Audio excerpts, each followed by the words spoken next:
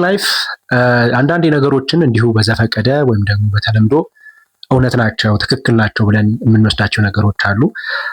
አንዳንዴ ነገሮችን ለመመርመር ባለመፈለግ ወይም ደግሞ መጨነቅ ስለማንፈልግ ሊሆን ይችላል።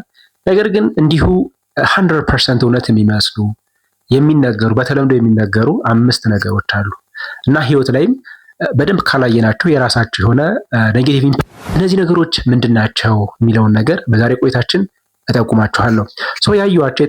ያየኋቸው ያጠናኋቸው በደንብ አንደርስታንድ ያደረኳቸውና ዛሬ ሼር ማድረጋችሁ የመጀመሪያው ምን ተብሎ ይጠራል?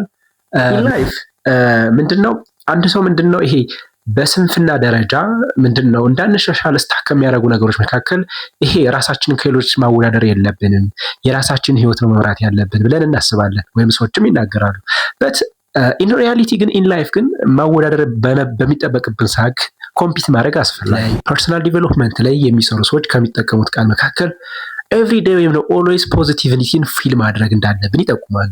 በት ኢን ላይፍ ኢን ሪያሊቲ ግን አንዳንዴ ኔጌቲቭ የሚባለውን ነገር ወይም ደግሞ ዲፕሬሽን ድብርት የሚባለውን ነገር ሳድነስን ፊል ማድረግ አስፈላጊ ነው።